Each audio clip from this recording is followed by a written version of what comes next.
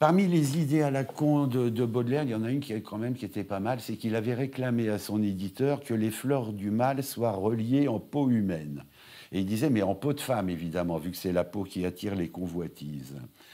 Et alors il s'interrogeait, il se disait, si on prend la peau du dos, c'est peut-être mieux pour faire une couverture parce qu'elle est plus épaisse. Mais en même temps, bien qu'elle risque d'être peut-être trop fine, la peau des seins, ce serait quand même pas mal. Surtout si on arrive à tanner le mamelon, qui se retrouverait sur les couvertures de livres en médaillon central, ça lui donnerait un petit cachet supplémentaire. Quoique 5 fois plus nombreux et en armure rutilante ornée de pierres précieuses, par la petite armée famélique des gueux anglais malades quasiment à poil, toute la noblesse française va être décimée en 3 heures. Vers la fin de la guerre de 100 ans contre les Anglais, le vendredi 25 octobre 1415 a eu lieu la bataille d'Azincourt, dont on a sans doute tous entendu un peu parler à l'école, mais pas trop, car c'était vraiment pas à la gloire de la France. Et c'est dommage, parce que ça vaut le coup. Alors c'est un roman qui s'appelle Héloïse Houille et qui raconte l'histoire d'amour d'Héloïse et Abélard. Tous les historiens racontent que Héloïse et Abélard sont les inventeurs de l'amour au XIIe siècle. Et ce livre s'appelle Héloïse Houille parce qu'il y a eu un gros problème dans cette histoire d'amour, c'est que Abélard s'est fait couper les couilles. D'où le titre Héloïse Houille, parce que Houille, c'est sans doute le minimum qu'il a dû dire quand ça lui est arrivé. La ferme s'emplit de soupirs, mais tous ici admirent le dévouement, le zèle de Fleur de Tonnerre, qui, debout près de sa mère et tête baissée, prend tellement soin de la malade à langue verte, lèvres d'où pendent des flocons d'écume. Mais si ces gens pouvaient voir par en dessous l'expression de la petite fille blonde, ils découvriraient qu'en fait, elle lui jette un regard qui a quelque chose d'infernal. Elle est devant quelqu'un qui va mourir. C'est comme la naissance d'une vocation, posant ses phalangettes sur une joue brûlante de sa génitrice, on dirait Mozart écrasant pour la première fois les touches d'un clavecin. C'est un roman qui raconte la vie de la plus grande tueuse en série du monde. Et c'était une Bretonne qui s'appelait Hélène Gégado, qui est née en 1803 dans un village à côté de Lorient et qui a été guillotinée en 1852. Et ça a été la plus grande tueuse en série du monde.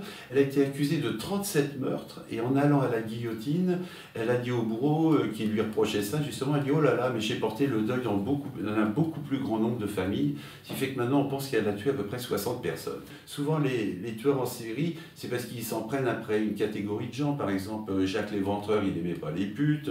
Landru, il n'aimait pas les femmes. Petiot, il n'aimait pas les juifs. Enfin bon, ils avaient une cible, tandis qu'elle a buté tout le monde, même les gens qu'elle aimait beaucoup. Je longe les quais de la Seine, et là, il y avait plein de bouquinistes qui me reconnaissent et qui me disent, les uns après les autres, « Ah, vous devriez raconter pour le prochain, ça sera quoi le sujet?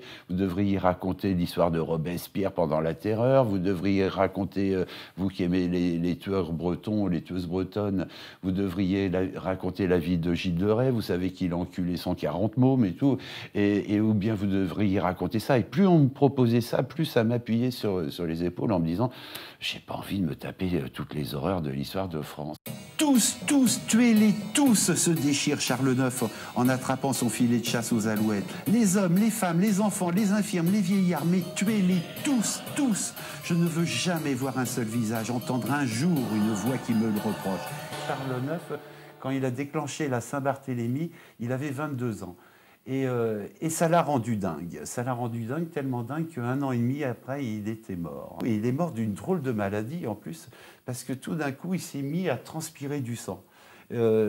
Sous la peau, tous ses vaisseaux sanguins ont éclaté et le sang ruisselait par sa peau de tout le corps, du matin au soir. Et il disait, c'est tout le sang que j'ai fait verser qui ressort par mon corps. Et du coup, je trouve que ça en fait un personnage très touchant, très émouvant et qui méritait d'être connu. Au nord du Périgord, il y a un tout petit village qui s'appelle Hautefaille. À 3 kilomètres de ce village vivait un type de 28 ans qui s'appelait Alain de Monneys. Et Alain de Monneys, il décide le mardi, donc 16 août 1870, d'aller à la foire d'Hautefaille. Il s'amène À 14 heures, à l'entrée de la foire, il y a 700 personnes à Hautefeuille. Tout le monde le connaît, tout le monde l'aime bien. 2 heures plus tard, il est mangé par la foule, mais mangé. La foule a pété les plombs sur lui, ils l'ont torturé, ils l'ont battu, ils l'ont ferré, ils lui ont crevé les yeux à coups de fourchette, enfin bon. Et à un moment, le maire du village était tellement débordé par tout ce qui se passait qu'il a dit aux gens, après tout, faites ce que vous voulez, mangez-le si vous voulez, et les gens l'ont fait. Quand son mari a appris que le roi le cocufiait en baisant sa femme, ça lui a pas plu du tout au marquis de Montespan.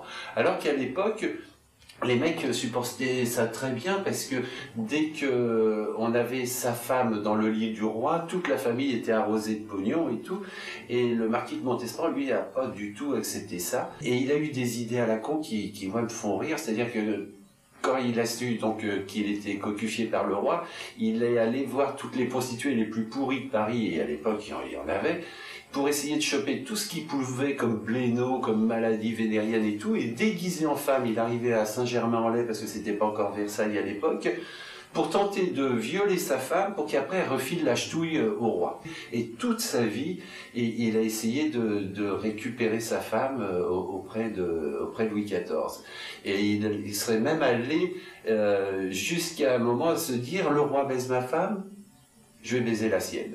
Et il est arrivé à Versailles et il a réussi à rentrer dans la chambre de la reine qui dormait.